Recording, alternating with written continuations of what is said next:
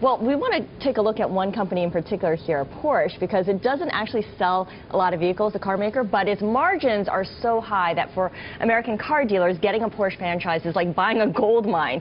Porsche has pushed its sales per franchise past high-volume brands like Chrysler and Cadillac. Plus, Porsche models like the 911 have some of the highest margins in the business. But the real turning point for this car maker was when it began selling the Cayenne SUV in 2003, because all of a sudden it wasn't just rich men who were driving a Porsche.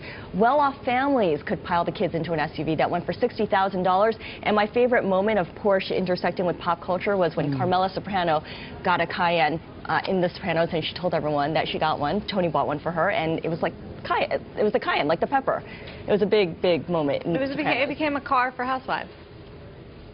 What? You don't know the Porsche Cayenne? You don't know Sopranos? My head's spinning on the Sopranos, yeah. Just, you know. But a lot of the Porsche enthusiasts were really upset about the Cayenne. They were like, this is ruining the brand. It was supposed to be a little sports car, and then all of a sudden it became a family car. Well, Jeffrey, I'm sure. It actually went from, as you said, older men, over 50, who could afford to buy this car. Now they're going to have to share it with their second or third wife. There you go. And that was the real problem, I think, most of them. This was a very exclusive brand to mostly older men who probably have left their wives. At least that's what most of the guys that I know that own these cars. They're usually a little bit single. They're off showing off. This is their way to do it. But it prompted a lot of other car makers to go in there and also come up with their high-value SUV, the high-end ones, right? Yeah, and I thought the car was a great car. When I saw it, I right away said to my wife, you should buy one of these. But it wasn't, you know, a real spectacular environmental car. But it raises the question of how much you're willing to sacrifice the brand. I can't imagine Ferrari, for instance, putting out a family SUV. Maybe under a different name.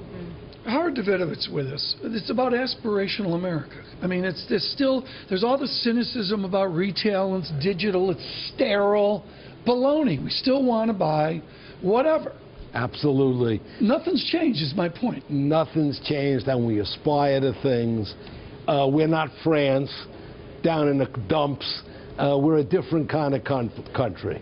When you look at this and you look at the pulse of New York, and I see you going up and down Fifth Avenue, what do you observe on Fifth Avenue that in 2 years or 5 years will translate across America? Well, the first thing I look at are the rents. I mean, I cannot believe this is the most expensive retail real estate in the world. And there's a big turnover, a lot of new stores. Huge. By the way, it's double the Ginza in Tokyo, where we happen to have an apartment. But it's double.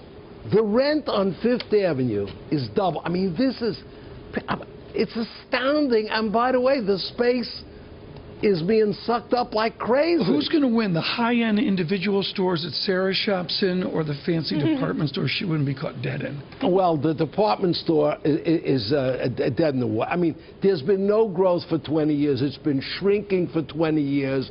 It's not going to disappear, but it's going to be less and less of a factor in retail in the United States.